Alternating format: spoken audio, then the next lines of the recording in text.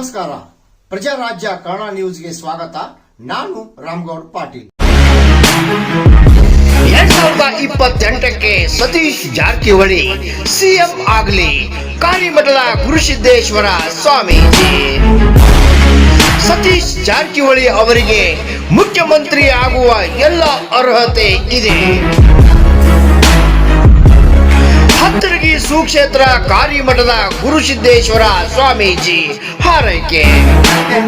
ಲೋಕೋಪಯೋಗಿ, ನಾವೆಲ್ಲ ಯೋಗಿಗಳು, ಆದ್ರೆ ಅವ್ರ ಲೋಕಕ್ಕೆಲ್ಲ ಉಪಯೋಗ ಆಗತಕ್ಕಂತ ಯೋಗಿಗಳು, ಲೋಕೋಪಯೋಗಿ. ಅರ್ಥ ಮಾಡ್ಕೊಂಡ್ರೆ ಸತೀಶ್ ಜಾರಕಿಹೊಳಿ ಅವರಿಗೆ ಮುಖ್ಯಮಂತ್ರಿ ಆಗುವ ಎಲ್ಲ ಅರ್ಹತೆ ಇದೆ.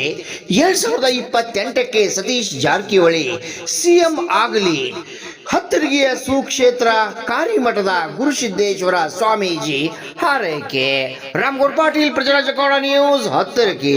ನಿಮ್ಮ ಗ್ರಾಮಕ್ಕೊಂದು ಬಹಳ ದೊಡ್ಡ ಇತಿಹಾಸ ಐತಿ. ಹತ್ತರಿಗೆಗೆ ಬರೀ ಹತ್ತರಿಗೆ ಅಂದಿಲ್ಲ, ನೆನಪಿಡ್ರಿ. ಏನಂದರು? ಹಳೆ ಮಂದಿ ಎಲ್ಲ ಹೇಳ್ತೇರಿ ನೀವು, ಠಾಣಾ ಹತ್ತರ್ಗಿ.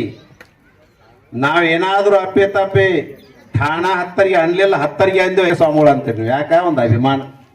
ಬ್ರಿಟಿಷ್ ಕಾಲಕರ್ತಿಯಿಂದ ಒಂದು ಬಿರುದು ಕಟ್ಟಿರ್ತಕ್ಕಂಥ ಸಿಕ್ಕಿರ್ತಕ್ಕಂಥದ್ದು ಏನಾದ್ರೂ ಒಂದು ಶಬ್ದ ಇದ್ರೆ ಅದು ಹತ್ತರಿಗೆಗೆ ಮಾತ್ರ ಸಿಕ್ಕಿರ್ತಕ್ಕಂಥದ್ದಾಗಿ. ಒಬ್ಬ MLA ಅವರು, ಮಂತ್ರಿಗಳು ನೋಡ್ರಿ, ಅವ್ರ ಖಾತೆ ಅಂತ ತಗೊಂಡಾರ ಲೋಕೋಪಯೋಗಿ.